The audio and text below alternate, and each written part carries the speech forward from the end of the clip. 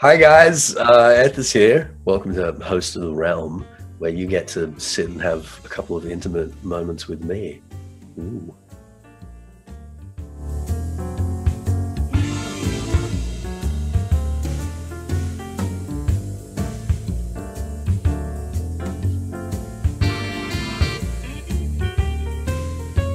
What was I doing with my life prior to 14? Ooh. Well, I was studying at the University of Sydney for far too long, doing a Bachelor of Arts in English and philosophy, and then honours in philosophy, which might seem like a bit of a far stretch, and just doing the random odd jobs to get myself through that. A lot of hospitality work, a lot of bartending, a lot of manual labour on construction sites, actually. And again, it's a bit of a far cry from digging holes all day to editing videos. So video games have always been a social thing for me as far back as I can remember. I was actually a really sick kid. I spent a lot of time in hospital, and my only sort of escapisms were books and games. But we actually had consoles. We actually had like SNES and Nintendo 64 consoles in the hospital, in the children's ward. And all of the sick kids in there sort of get together and we'd be playing, Mario Kart and Super Smash Brothers and stuff like that. So that was my very, very earliest experience with gaming. And although it hasn't always been the most salient part of my life up until the last couple of years, it's always sort of, been there as like this sort of, this comfort, this old friend, if you know what I mean.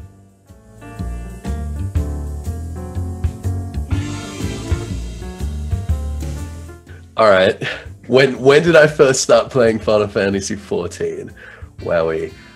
So as a lot of you probably know, Final Fantasy wasn't really a huge franchise in Australia in the 90s. We didn't actually have any Final Fantasy games on the SNES released in this region. So my experiences with the Final Fantasy franchise didn't begin until Final Fantasy VII, Final Fantasy VIII. Final Fantasy X I got super into, and 14 I had a friend convince me to try during the beta for A Realm Reborn, because I was actually waiting for Elder Scrolls Online to be released. And we'd just been playing Star Wars The Old Republic, and that had gone free to play, and it was a whole mess. We'd given up on that. I was waiting around for Elder Scrolls Online and desperately hoping that was going to be good. And, well, I mean, that's arguable, but I think most of us know how that turned out. And I just fell in love with 14. I fell in love with the world. I fell in love with the community. Most importantly, I found a really wonderful community here, and I just got attached.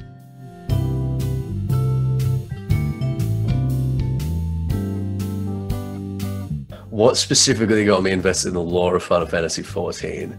All right, I remember when Heavensward was first announced, and we got some artwork revealed of the two primals, Bismarck and Ravana.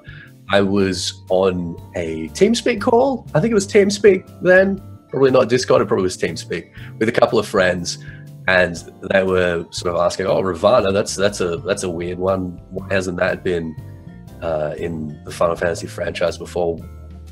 What could that possibly mean?" And I sort of explained to them the background of the sort of mythological character of Ravana and how I thought it might be able to fit in or whatever. And one of my mates said, "Oh, you should make like a YouTube video about that."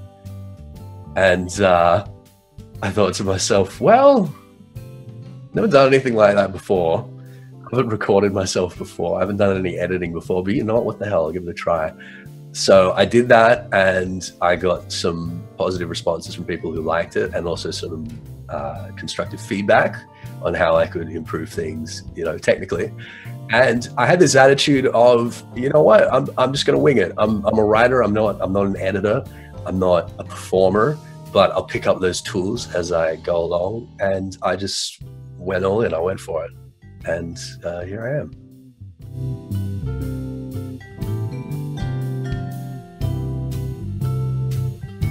Do I remember my first time at Stay of the Realm? Yeah, I remember we did the first day of Zivia. I remember Mike contact me and asked if I thought it would be a good idea to do a trivia show for Final Fantasy XIV lore, and that might be a way to make it more approachable to audiences that weren't necessarily like super invested in lore, just general Final Fantasy XIV players. It could be something that they could get engaged in and excited about. And I thought that was a good idea. And I remember I came on, I had some nerves to begin with, but I think that I just sort of clicked into, maybe I'm being presumptuous, but I think I just clicked into the dynamic really, really well. I found that I had like a really fun sort of natural rapport with both Sly and Mike, and it was a lot of fun. It was a really good show. It was a bunch of fun, and never really looked back.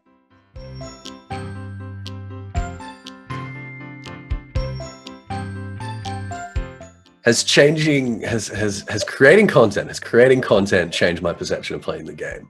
Yeah, I think definitely since I started creating content, I found that I paid a lot more attention to the little things. I would try and internalize pretty much every line of dialogue. I try to remember everything and retain everything and go over everything, you know, multiple times. Whenever I do my first runs through dungeons, you'll notice I'll be stopping every 2 seconds to kind of look around and scan walls and look at features and, you know, make notes and stuff like that, which is something that I never really used to do. I used to just play through the game and enjoy the game, and that stuff would sort of stick in my head, but I wasn't being so analytic about it, I don't think. And yeah.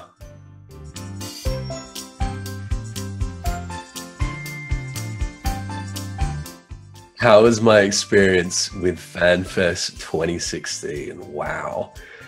So I'd never been to any kind of convention of that scale before. There's nothing like that in Australia. We have RTX, we have PAX Melbourne. They're starting to get bigger over the last couple of years, but generally they're nothing like what you guys see over there.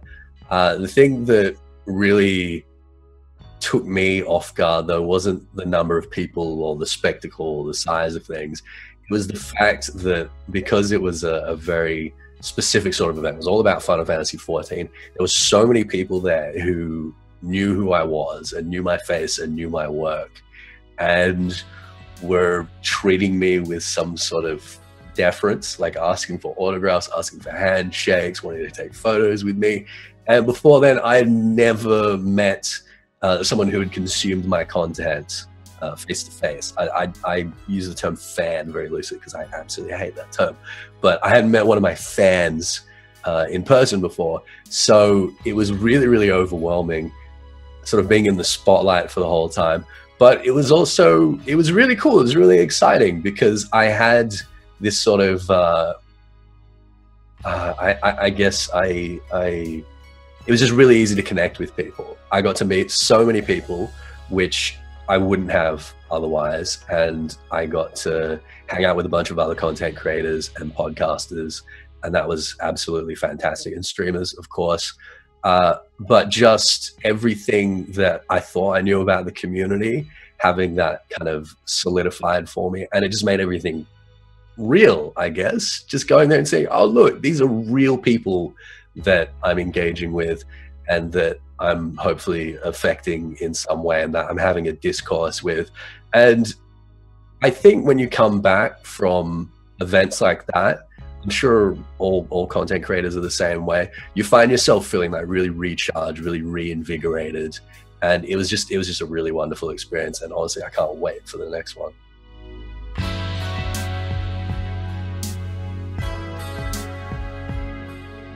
How have things been since Fanfest? Well, I started streaming. We got the NBN here, which is National Broadband Network. It's basically broadband that's good enough to stream on. Most of the country still doesn't have it. But as of January, I've had it and I've been streaming. And I've been focusing, honestly, more and more on that because it's a new challenge. It's fun. I get to engage with people far more directly, which I really, really enjoy. I don't have to wait for, YouTube comments several days later and then, write a reply. And I can have sort of these live conversations and discourses. And when we're talking about lore and people are asking me questions, we're having these sort of on the fly discussions. And that's really, really great.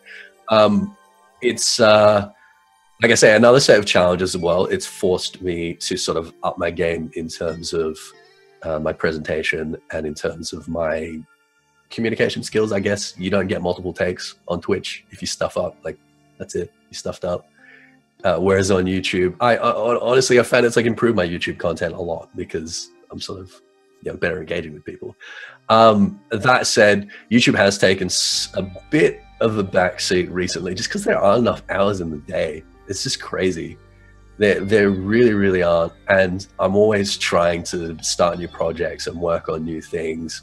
And it's just, it's really difficult keeping all these balls in the air at once, which is something that I think definitely since FanFest, I think if anything, I've probably bitten off a little bit more than I can chew, but I'm doing my best. I'm having a great time with it.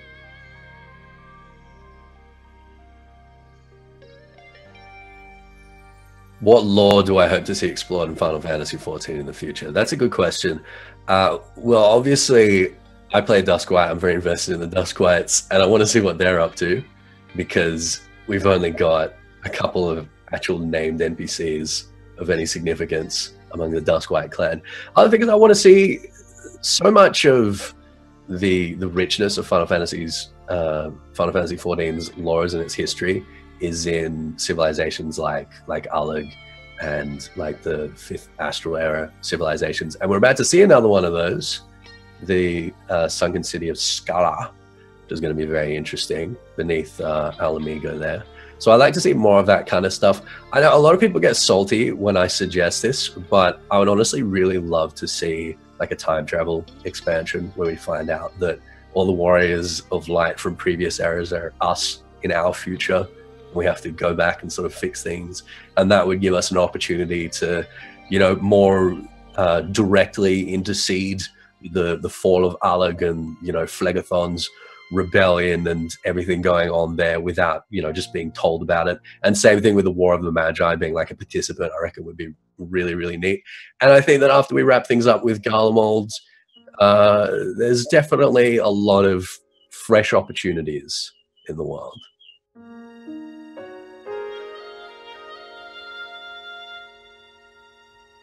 Final thoughts? Well, I'm very excited for the rest of this year and for everything that 2018's going to bring because of the support that you guys show me and the fact that, you know, you watch me. I've got a lot of really exciting opportunities coming up, which I wouldn't have had otherwise.